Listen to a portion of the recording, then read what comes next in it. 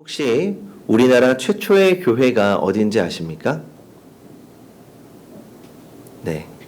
보통 1887년에 서울의 언더우드 선교사님이 세운 세문안교회로 이제 많이 알고 있습니다. 그런데 사실 세문안교회는 한국의 두 번째 교회입니다. 한국의 첫 번째 교회는 황해도의 소래교회입니다. 한국인이 세운 교회죠. 평안도 의주 사람으로 만주에 장사를 하러 갔던 서경조, 서상윤 형제가 이 만주에서 장티푸스에 걸리고 말았습니다. 그들은 선교사가 운영하는 병원에서 이 병을 치료받으면서 이 로스 선교사로부터 복음을 받고 세례를 받게 됩니다. 그 후에 선교사를 도와서 성경을 조선말로 번역하는 일을 도왔습니다. 그렇게 번역한 쪽복음서를 가지고 조선으로 입국하다가 이 불심 검문에 걸리게 됩니다. 이 당시에 성경을 밀수하면 이 사형에 처하게 될 수 있는 아주 중대 범죄였습니다. 그래서 그들은 이 감옥에 갇혔는데 그 국경을 관리하던 관리 중에 이 서상윤의 먼 친척이 있어서 이 감옥을 몰래 빠져나올 수가 있었습니다. 이것도 하나님의 은혜였죠. 그들은 감옥을 탈출해서 의주로 가지 않고 이 본래 고향이었던 황해도 소래에 와서 교회를 세웠습니다. 이 교회가 1884년에 세워진 이 한국의 최초의 교회, 소래교회입니다. 이 조선의 언더우드 선교사가 입국한 해가 1885년이었으니까 그 전에 이미 조선인의 교회가 세워졌다는 것은 정말 놀라운 하나님의 은혜였습니다. 그런데 이 소래교회와 비슷한 과정을 통해서 세워진 교회가 있습니다. 혹시 어딜까요?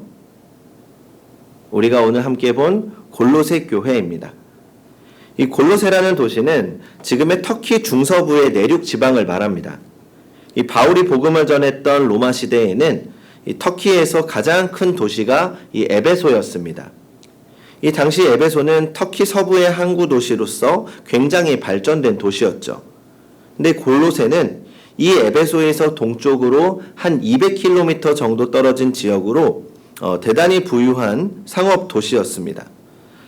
그런데 사도행전에 보면 바울이 골로새로 전도하러 간 적이 없습니다. 바울은 단지 에베소에서 3년 동안 목회했을 뿐입니다.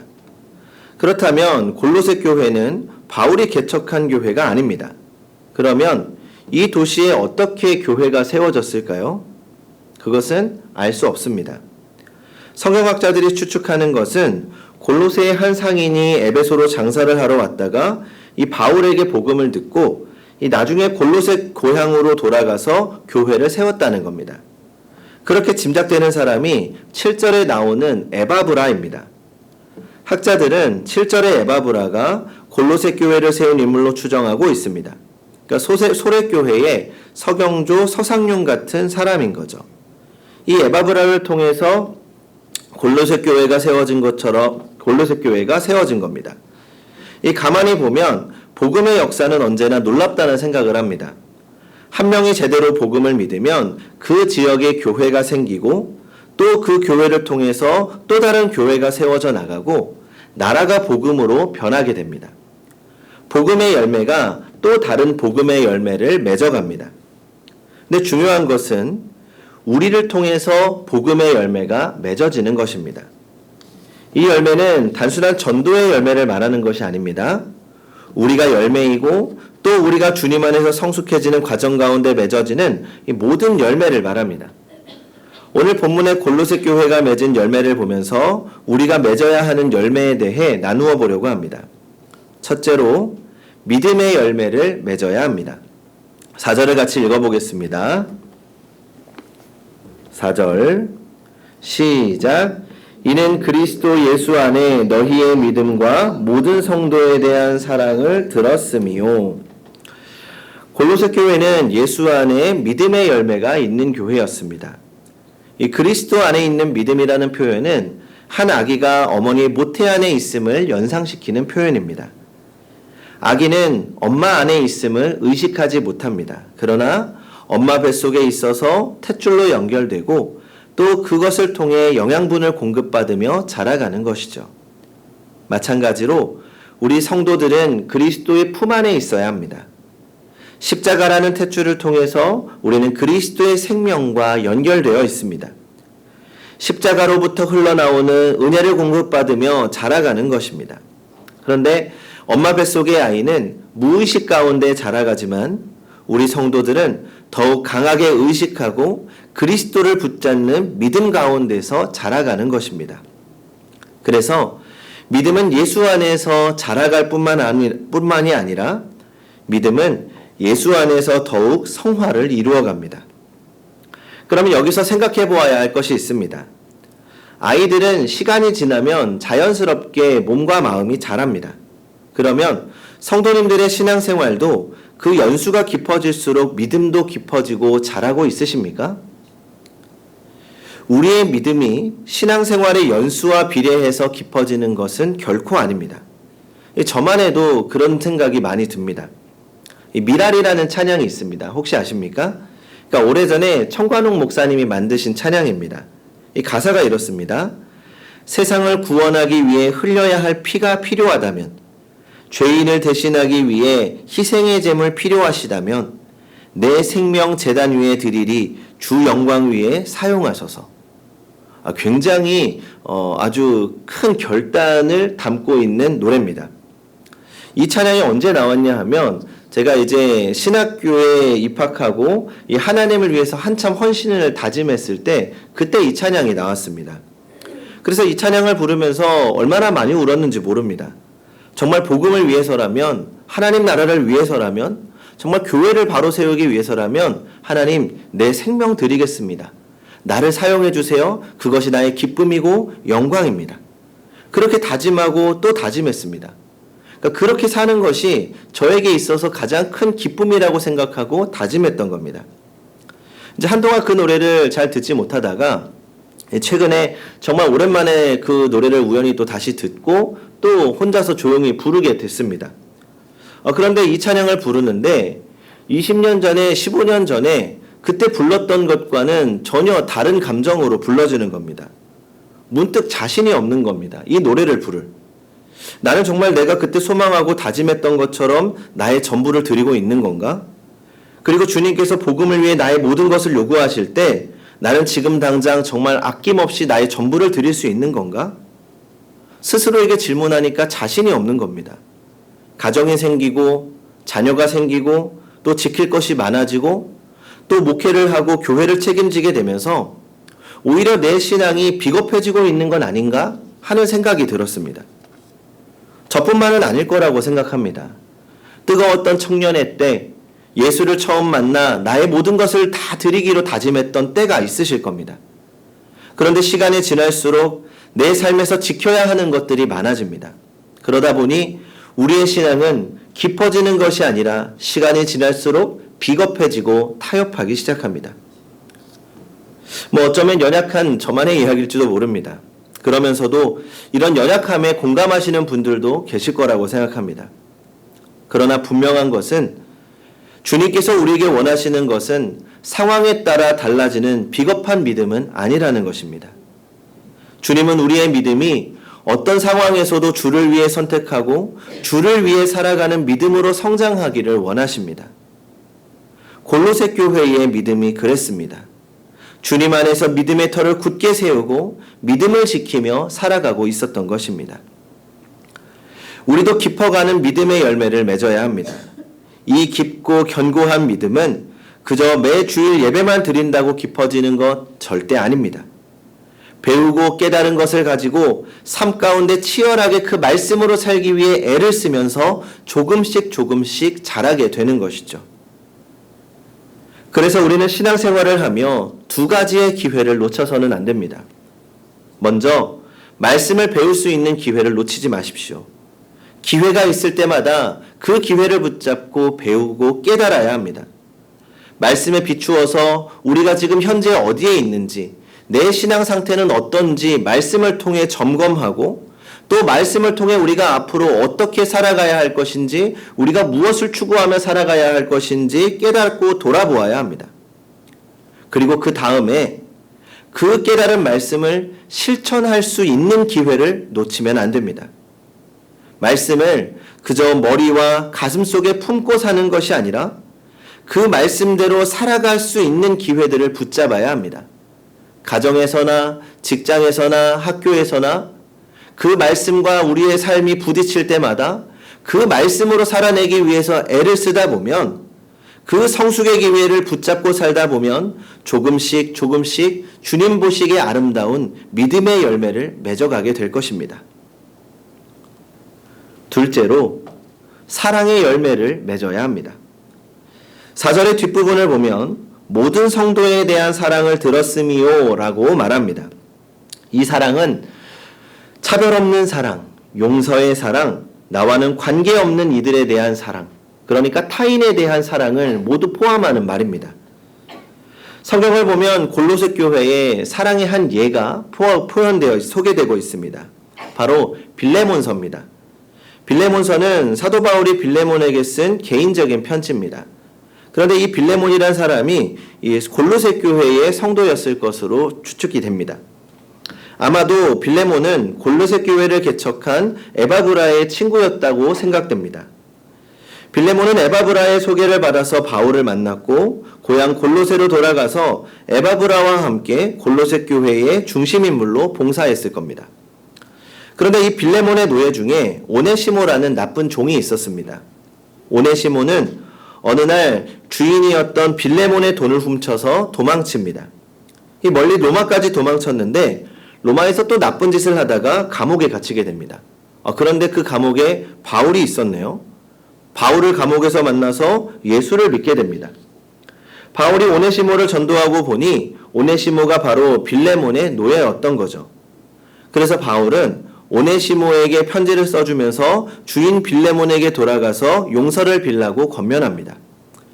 그렇게 빌레몬은 재산을 훔쳐 도망갔던 노예 오네시모를 다시 만나게 되었는데 오네시모를 용서해주고 노예 신분도 풀어줍니다. 그 후에 오네시모는 나중에 에베소 교회의 주교가 되어서 순교한 초대교회의 중요한 인물이 되었다고 합니다. 이것이 골로새 교회의 사랑의 모습이었습니다. 성도 여러분, 기독교의 사랑은 사랑할 수 있는 사람을 사랑하는 것이 아닙니다. 주님은 우리에게 사랑할 수 없는 사람을 사랑할 수 있는 사랑의 열매를 기대하십니다. 내가 관심 없는 사람, 절대적 타인을 사랑할 수 있는 사랑을 말합니다. 이 사랑은 우리 안에서 자생적으로 나오지 않습니다. 사람은 이기적인 존재이기 때문에 내 마음에 드는 사람, 나한테 잘해주는 사람을 사랑할 수밖에 없습니다. 그런데 예수 그리스도의 사랑이 우리 안에 머물고 예수 그리스도의 사랑으로 충만할 때에만 오늘 성경이 말하는 사랑의 열매를 맺을 수 있는 것입니다. 제가 최근 들어서 교회 공동체가 정말 특별한 공동체라는 것을 더 많이 생각합니다. 주민자치회를 하면서 믿지 않는 사람들도 만나고 그 외에도 교회의 성도들과 상관이 없는 그런 모임들을 많이 하면서 교회가 정말 특별한 공동체구나 라고 생각합니다. 왜냐하면 이 교회에는 사랑이 있기 때문입니다. 이 사람이 모이는 곳은 갈등이나 문제가 생기면 끝입니다. 안 보면 그만입니다. 죽기 살기로 싸우다가 한 사람 나가면 끝이죠. 물론 교회도 그럴 때가 있지만 적어도 교회에서는 내가 상대방에 대한 사랑으로 한 번 더 이해하려고 합니다. 힘들지만 용서하고 이해하고 하나가 되기 위해서 노력이라도 합니다. 물론 교회 구성원 모두가 그런 건 아니죠. 하지만 사랑의 가치관이 힘을 발휘하고 사랑의 가치관이 인정받는 공동체가 교회입니다. 세상은 뭐하러 그렇게까지 사랑하냐고 말합니다. 그러나 교회에는 사랑이 있습니다. 그래서 교회는 다른 공동체이고 하나님의 공동체인 것입니다. 우리는 이 사랑의 열매를 지켜가야 합니다. 셋째로 소망의 열매를 맺어야 합니다. 5절을 같이 읽어보겠습니다. 5절 시작. 너희를 위하여 하늘에 쌓아둔 소망으로 말미암음이니 곧 너희가 전에 복음 진리의 말씀을 들은 것이라. 여기서 쌓아둔이라는 말은 헬라어로 아포테이메넨이라고 하는데 예비된, 누구를 위해 따로 떼어둔이라는 뜻이 있습니다. 그래서 이 숨겨둔 돈을 의미할 때 주로 사용된 단어입니다.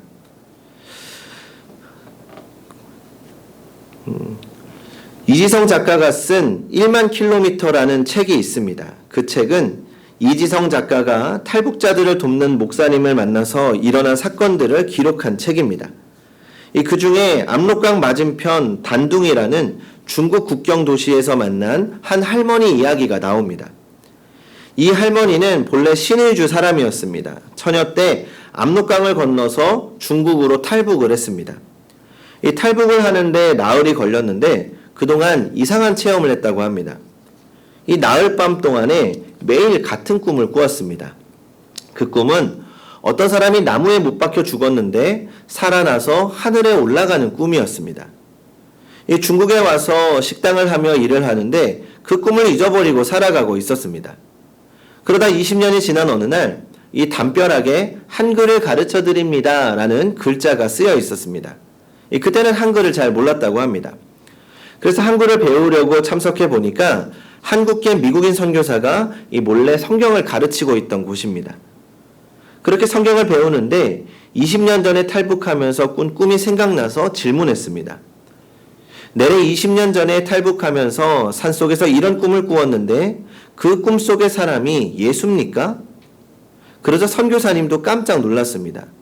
그렇게 복음을 전하고 예수를 믿게 되었고 이 중국에서 탈북자 돕는 것이 발각나서 이제 다시 한국으로 오게 되었다는 겁니다.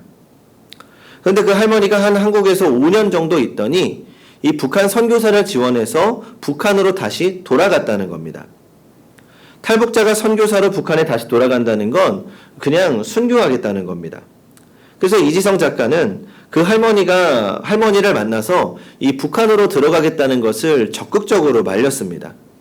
근데 아무리 설득해도 말리지 못하고 결국은 천국에서 만납시다 하고 인사하고 말았다는 겁니다. 근데 그 할머니가 헤어지기 전에 이지성 작가에게 이렇게 말하더랍니다. 내래 한국 와서 교회도 많이 나가보고 목사님이랑 성도님들과 교제도 많이 해봤지 않겠어요? 그런데 한국 교회 복음이 참 약한 것 같습니다. 성경에서 말씀하는 복음과 다른 복음을 전하는 교회들도 적지 않은 것 같고요. 그런데 북한 정치범 수용소에 갇혀있는 성도들은 성경에서 말씀하시는 복음을 잘 알고 있고 그 복음을 목숨 걸고 지키고 있지 않겠어요. 그 할머니가 한국에 와서 들은 다른 복음은 이 번영신학이었습니다. 이 번영신학이라는 건 흔하게 예수 믿으면 잘 먹고 잘 살다는 기복신앙에 관련된 내용이죠. 그러면서 지금 부유하게 사는 한국 신앙인들보다 힘든 상황에서 하늘을 소망하는 이 북한 신앙인들이 더 부유하게 살고 있는 것 같다는 겁니다. 그러면서 북한 가는 것을 말리려는 이지성 작가에게 이렇게 말하더랍니다. 작가님, 나는 절대로 안 죽어요. 북한 사람들한테는 내가 필요해요. 그래서 가는 겁니다. 절대 걱정하지 말아요. 이 할머니 북한 갔으니 거의 반드시 순교하셨을 겁니다. 그런데 왜 안 죽는다고 했을까요? 왜요? 이미 생명의 하늘에 있기 때문에 그렇게 고백할 수 있었던 것입니다. 우리는 지금 땅과 하늘 어떤 곳에 열매를 맺어가고 있습니까? 어떤 곳에 우리의 보물을 쌓아두고 있습니까? 6절입니다. 이 복음이 이미 너희에게 이름에 너희가 듣고 참으로 하나님의 은혜를 깨닫는 날부터 너희 중에서와 같이 또한 온 천하에서도 열매를 맺어 자라는도다. 성도 여러분, 복음은 능력이 있어 반드시 열매가 자라게 됩니다. 그 열매는 골로새 교회에서 아름답게 열렸고 또 골로새 교회를 통하여 온 천하에 열매가 맺어졌던 것처럼 또 한국교회 역사 가운데 복음의 열매를 맺었던 것처럼 우리를 통해서도 그 열매가 맺어질 줄 믿습니다. 그렇게 우리를 통해서 또 우리 행복한 교회를 통해서 그 열매가 자랄 것 또한 믿습니다. 그렇게 열매가 되고 또 열매를 맺어가는 성도님들이 되시기 바랍니다. 기도하겠습니다.